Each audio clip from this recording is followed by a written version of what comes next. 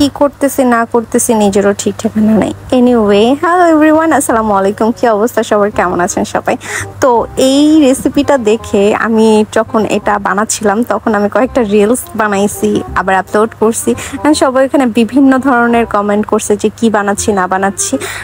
যদিও এখন সবাই বলে যে আপু আপনি আবার রেসিপি দেওয়া শুরু করছেন, নাথিং এলস। আমি এরকম রেসিপি বানাই না, আর বানাইলেও যখন ব্লগ করি বা ভিডিও করি ওগুলো আপলোডও দেওয়া হয় না।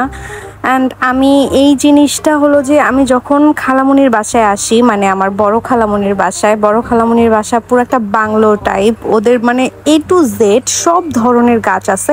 ওই ব্লগও আমি আপলোড করব। এইটা হলো যে লাউ শাকের পাতা।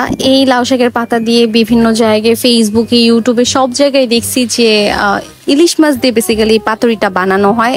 আমি হলো যে খালামুনিদের গাছে মানে লাউ শাকটা দেখে আমি আর থাকতে পারলাম না। খালামুনিকে বলতেছে, খালামুনি ফ্রিজে কি মাছ আছে আমাকে ওইটাই দাও। দেন যে ফ্রিজে দেখে যে রুই মাছ আছে, এখন বলতেছি তাহলে রুই মাছ দিয়েই পাতুরি বানাবো। এখন এই জিনিসটা আমার মাথায় ইনস্ট্যান্ট তখন রাত কয়টা বাজে, তখন মেবি রাত 9টা 8টা বা 9টা এরকম বাজে। দেন খালামুনি আমাকে সবকিছু রেডি করে দিল, বললো যে কি কি লাগবে আমাকে বলো, আমি সবকিছু দিচ্ছি।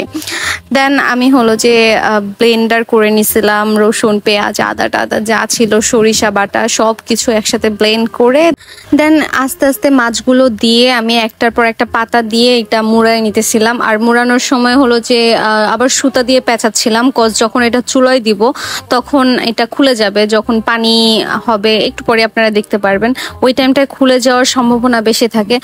তো এইখানে একটু অ্যাস্থেটিক ভাবে আমি হলো ভিডিওটা নিতে চাইছিলাম, যদিও আমি এরকম রান্নার ভিডিও করি না কখনো। অ্যান্ড ওই দিন হুট করে ইচ্ছা করলো তাই ভিডিওটা করা। দেন সামান্য এটা আগে বসিয়ে দিয়ে তারপরে হলো যে আমি তেল দিছি। তেল দেওয়ার পর যেই বাটিটার মধ্যে মশলা পুরাটা মাখাইছি ওই বাটিটাতে হালকা একটু পানি নিয়ে পুরাটার মধ্যে দিয়ে দেন ঢেকে দিছিলাম।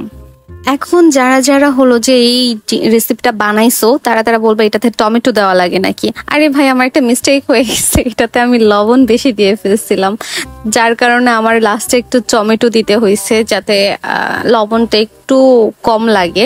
অ্যান্ড খেতেও পরে একটু টকটক লাগে, গ্রেভিটা অনেক মজা লাগে, অ্যান্ড দেখতে তো সুন্দর লাগে। দেখো সবুজের মাঝে লাল লাল, কত সুন্দর লাগতেছে না?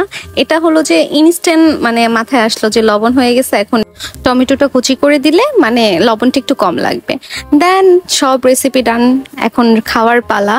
আমি হলো যে একটু গরম ভাত আর ওই পাতুরিটা নিয়ে নিছি, নিয়ে জাস্ট এই যে আমার এখনো মানে ভয়েস ওভার দিতেছে, আমার মুখে পানি চলে আসছে, অনেক মজা হয়েছে। ইচ্ছা ছিল যে সবার রিভিউ নেওয়ার, বাট আমার ফ্যামিলির ম্যাক্সিমাম মানুষ ঘুমায় গেছে, আর যারা যারা ছিল জাগনা তারা হলো যে ক্যামেরার সামনে আসবে না, যার কারণে রিভিউ নেওয়া হয় নাই। বাট আমি নিজেই খাইছি, ভাই অনেক মজা হয়েছে। আপনারাও ট্রাই করতে পারেন এটা। অ্যান্ড থ্যাংক ইউ এই ব্লগটা দেখার জন্য। যদি ভালো লাগে like, comment, share, and thanks for watching. Allah Hafiz.